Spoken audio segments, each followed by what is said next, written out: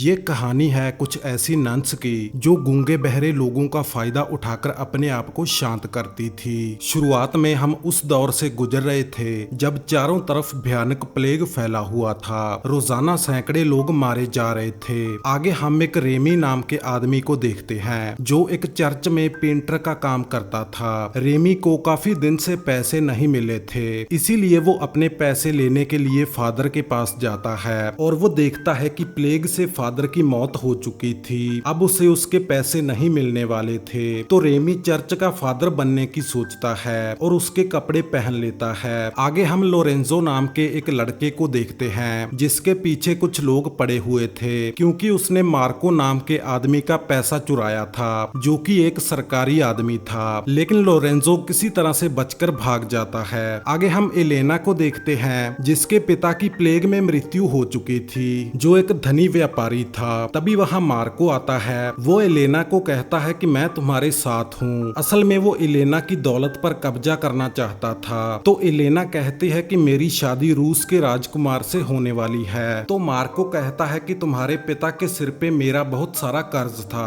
और उन्होंने मुझसे तुम्हारी शादी का वादा किया था। आगे हम लोरेंजो को देखते हैं जिसके पीछे अभी भी मार्को के सिपाही लगे हुए थे। रास्ते में लोरेंजो को एक आदमी मिलता है जो एक लाश को ले जा रहा था। लोरेंजो उससे रास्ता पूछता है तो वो बताता है कि ये रास्ता एक कॉन्वेंट की तरफ जाता है जहाँ पे बहुत सारी नन्स रहती हैं और उन्हें एक गार्डनर की जरूरत है, लेकिन वो सिर्फ किसी गूंगे बहरे को ही काम पे रखेंगी, इसीलिए तुम्हें वहाँ नहीं जाना चाहिए। लेकिन लोरेंजो उसी तरफ बढ़ता है और मार्को के सैनिकों से बचने के लिए एक पेड़ पे छिप जाता है। लेकिन कुछ देर बाद वो डाल टूट जाती है और लोरेंजो नीचे गिर जाता है। कुछ देर बाद वहाँ बेहद खूबसूरत नन्स आती हैं जो उसे उठाकर अपनी चर्च में ले जाती हैं, जहाँ दो नन्स उसके पास आती हैं और उसे अपनी प्यासी नजरों से देखने और छूने लगती हैं और वो उसके शरीर पे अपने हाथ फेरने लगती है और दूसरी उसकी शर्ट उठाकर उसके पेट को चूमने लगती है। वो दोनों बारी बारी ये सब कर रही होती है और लोरेंजो भी इसके मजे ले रहा था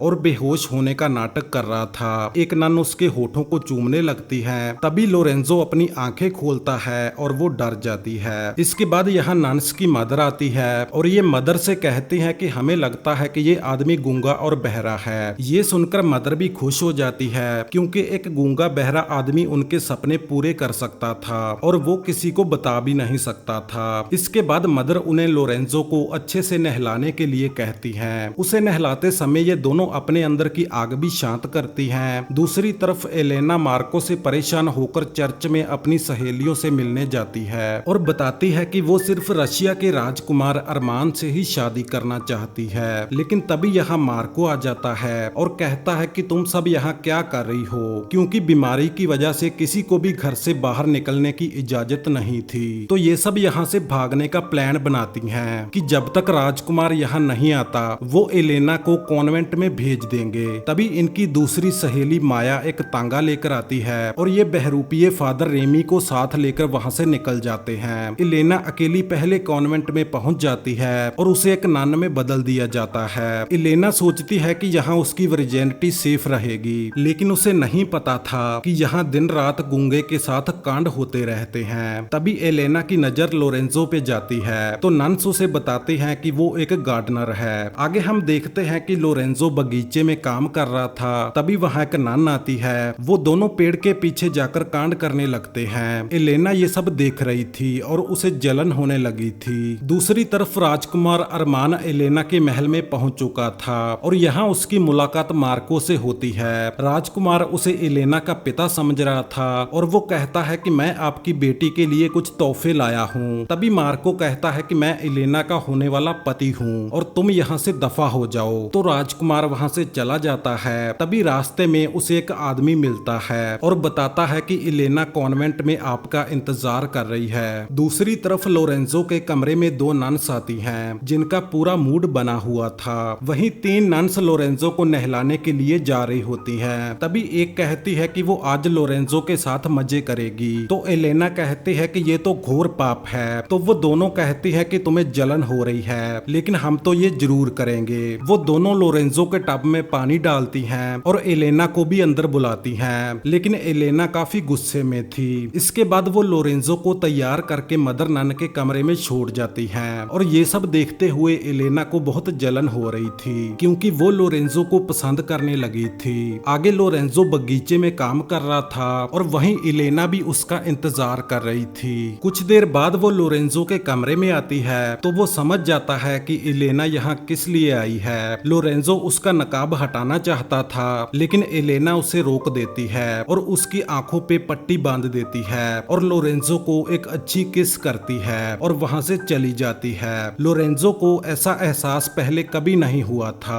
आगे एलेना का सेवक उसे लेने आता है क्योंकि राजकुमार अरमान यहाँ पहुंच चुके थे, लेकिन एलेना लोरेंजो को पसंद करने लगी थी, इसीलिए वो उससे दूर नहीं जाना चाहती थी। तो एलेना मदर के पास जाती है और बताती है कि लोरेंजो गूंगा बहरा होने का नाटक कर रहा है। तो मदर उसे चेक करने लोरेंजो के कमरे में जाती है और उसके कान में कहती है कि तुम मरने वाले हो। ये सुनकर लोरेंजो चिल्लाने लगता है और अपने आप को फंसता देख वो कहता है कि ये ईश्वर का चमत्कार है, मेरी आवाज वापस आ चुकी है। लेकिन मदर उसे कॉन्वेंट से बाहर निकाल देती है। इसके बाद एलेना वहां से जाने लगती है और गेट पे लोरेंजो से मिलती है। वो उसे साथ लेकर वहां से चली जाती है। दूसरी तरफ राजकुमार तालाब में पानी पीने के लिए रुकता है जहां उसे एक सुंदरी नहाते हुए दिखाई देती है। राजकुमार उसे बताता है कि मैं एलेना नाम की लड़की को ढूंढ रहा हूँ। तो वो लड़की कहती है कि मैं ही एलेना हूँ और ये दोनों एक दूसरे के करीब आने लगते हैं। दूसरी तरफ एलेना और लोरेंजो एक चर्च में पहुंचते हैं जहां उसकी राजकुमार से शादी होने वाली थी। यहाँ एलेना लोरेंजो से पूछती है कि क्या तुम किसी से प्यार करते हो? तो वो कहता है कि मैं एक लड़की से बहुत प्यार करता हूँ लेकिन मैंने उसका चेहरा नहीं देखा है, किसी को बिना देखे प्यार कैसे हो सकता है? तो लोरेंजो कहता है कि उसने मुझे एक बार किस किया था और मैं उसे भुला नहीं पा रहा हूँ। और जैसे ही वो उसे किस करने वाली थी